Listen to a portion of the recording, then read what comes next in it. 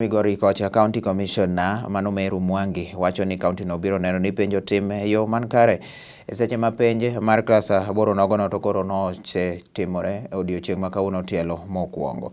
Kano loso bang' ne chwoyo wang'e e yawo penj yawo tangi moting'o penj go, Mwangi wacho ni koro Migori kinde mano mokadho gin county mosekete nyong'ong' ka ichich kode ni kuo mar penj dibedie. Kata kamano Osingo ni jopiny ma Migori ni penj no idhi time yor ler kendo jopuonjre 38,893 ema bedhi timo penj kata dhi nyime kod penj ma kamano e county onogo ma Migori duto. Omedo ni skunde 15 mag ji giwegi koro nochuno mondo koro kaw jopuonjre gi tere skunde mago mag piny owacho ma gin kuonde timo penj 69 kaluwore kanyo ne gionge kod kwan moromo madwarore mondo mi ji ondikre kaka jotim penj e skunde go.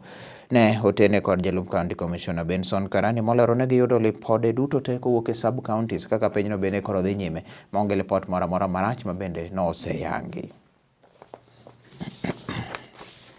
Walimu na security officers kuanzisha rasmi KCPE examination katika Migori. Migori is a very big county na tuko na wanafunzi candidates that 893 students with 69 centers and 15 centers have been hosted into these big centers because they do not meet the criteria for having a center candidature. So security wise tumejipamba vizuri, nimeona askari wote wako hapa wamejipamba ndio waweze kuhakikisha ya kwamba there is no cheating na hakuna any irregularity ambayo itapatikana. Kagao fraternity pia wako ngangari, tunataka kuhakikisha monitoring is done right from here, from the examination center, from the container, so that we are sure that we are going to have the trust and the confidence of the Kenyans that this examination is going to be a clear activity without any cheating. The change, Migori is no longer the hotspot that you people used to talk about. The people that are here are very serious and they are equal to the task. We have already done a lot of security arrangements and we have already briefed them accordingly.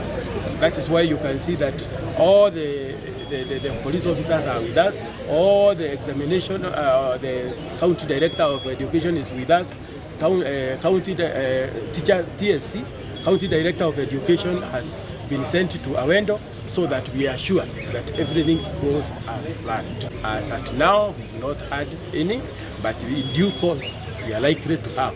And even if we have, then we shall do our proper arrangements because we have even officers preserved for that. And I also want to say that this morning we started well. The weather is fine. The preparations are at top gear. We've done effective briefing both at the sub-county level and at the county level, and all the teams are ready. Transport-wise, we are ready, and we expect that the farthest center will take roughly 45 minutes to the center, and the examination will start actually on time. And I want to request that we give this national exercise the seriousness it deserves. I know we are prepared, I know we have been briefed, but it is always good to reiterate what is really relevant and important. Become part and parcel of the whole process. This process is going to be incomplete until all of us take our share of the process so that we own up the process.